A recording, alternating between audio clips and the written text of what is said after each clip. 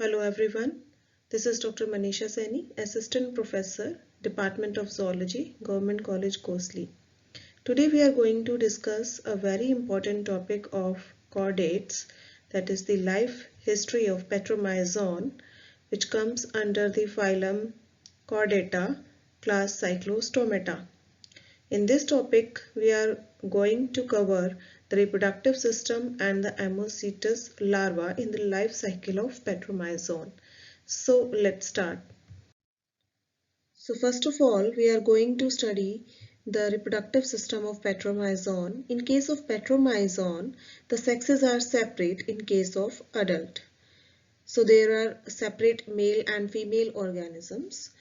There is a single large gonad that occupies almost whole of the body cavity. There is no reproductive duct, so the gametes are released directly into the body cavity. The testes contains follicles that contains the male gametes which are liberated directly into the body cavity. Similarly, the ovary is composed of eggs which are covered by a layer of follicular epithelium. The eggs also are directly released in the body cavity. Both the eggs and the sperms, they escape the body cavity by abdominal pores which are present in the lateral walls of the urinogenital sinus. And from the urinogenital sinus, they escape outside the body through urinogenital opening. So the fertilization in case of Petromyzon is external and it occurs in water. The life history of Petromyzon or the lampreys is really interesting, as the lampreys, they move or migrate to the freshwater bodies for breeding. So once they become sexually mature in the spring or early summer, they migrate to the freshwater streams or rivers for breeding. Once they reach there, they stop feeding and start building nest of small stones in the riverbed. The male removes the pebbles from the riverbed using their buccal funnel and they make a small pit over there. Then the male holds the female near her head by its buccal funnel and then the two intertwine their bodies. The eggs are squeezed out through the cloaca into the nest and the sperms are deposited on them. The eggs and sperms are not laid at once. The mating is repeated several times, after which the adults are exhausted and they die. The fertilized eggs are covered up with the mud or sand so that they are not carried away by the water current. The eggs are small, usually 1 millimeter in diameter, and they are telolecithal, that is having a small amount of yolk in them. The cleavage is holoplastic and unequal in Petromyzon. The gastrulation occurs by invagination. In 3 to 4 weeks, the young hatches from the egg and it is called as Ammocetes larva, which is at first transparent and about 1 centimeter long. The Ammocetes larva lives in a U-shaped tunnel of mud where it feeds on the organic ooze during night. During night, it emerges from the tunnel only to change the feeding ground. It swims with its head downward and then buries itself in the tunnel again. The larval period is very long duration in case of Petromyzon and it usually lasts from 3 to 7 years. During this period, the Ammocetes larva becomes opaque and grows to about 170 millimeter in length. The Ammocetes larva is very important in the study of Petromyzon as it has very striking similarities with that of Amphioxus, and so it is also called as a connecting link between the cephalochordates and vertebrates.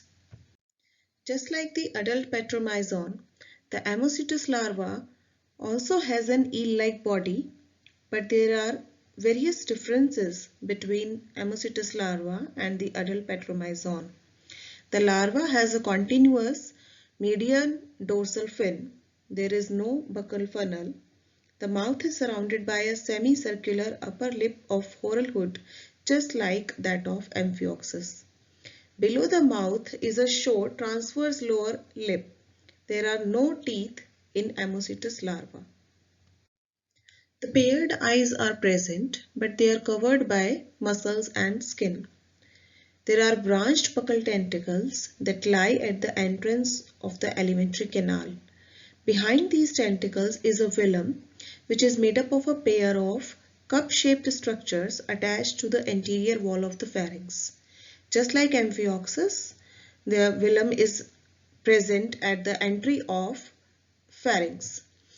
The pharynx has 7 pairs of gill pouches. The pharynx is continuous posteriorly into the esophagus. Below the pharynx, a short sac-like endostyle is present which has glandular cells. These glandular cells secrete the mucus which goes in the pharynx and then to a pair of peripharyngeal groove which is present just behind the velum. The velum maintains a stream of water into the pharynx. The food particles consisting of the unicellular algae and bacteria which enter through the buccal funnel and then they are trapped in the mucus which is secreted by the endostylar groove. In the pharynx, the food-laden mucus forms a cord which is carried into the esophagus. The cilia in the esophagus now propel the food into the gut. Thus, the feeding in the Ammosytus larva is by muscular movement of the velum and pharynx, whereas in Amphioxus, it is brought about by ciliary action.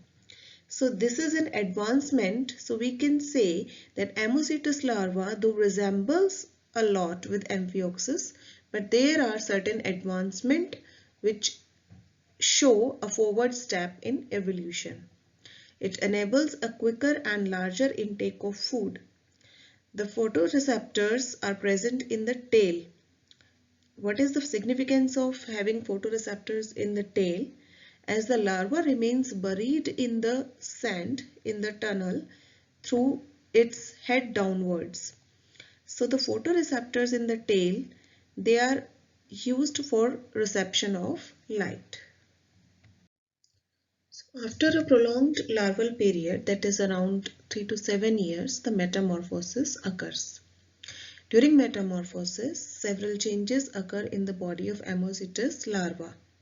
The buccal region elongates so that the oral hood becomes the buccal funnel with horny teeth, tongue and a round mouth.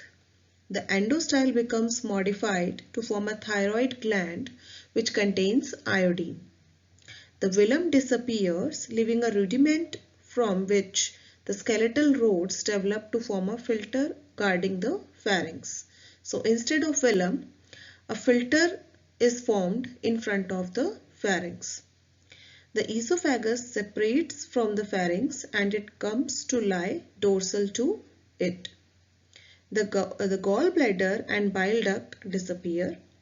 The gills develop into pouches, so they form the gill pouches which open into the pharynx. The paired eyes develop completely and they move to the surface. The nasohypophyseal sac enlarges posteriorly. The continuous dorsal fin breaks into 2 dorsal and a single caudal fin. The pericardial cavity becomes separate from the coelom. The color of the skin also changes from light brown to blackish. The metamorphosis is completed within a few weeks.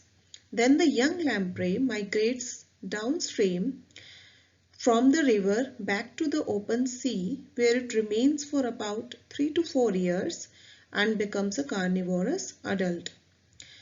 But the gonads again mature only when it returns to the river for spawning. So what is the significance of Ammosytus larva? As we have seen, the Ammosytus larva shows striking similarities with Amphioxus. So it may be regarded as a connecting link between cephalochordates and vertebrates. So it is very important to study Ammosytus larva from an evolutionary point of view. So this was all about the life history of Petromyzon and the Ammosytus larva. Hope you liked the video. Thank you.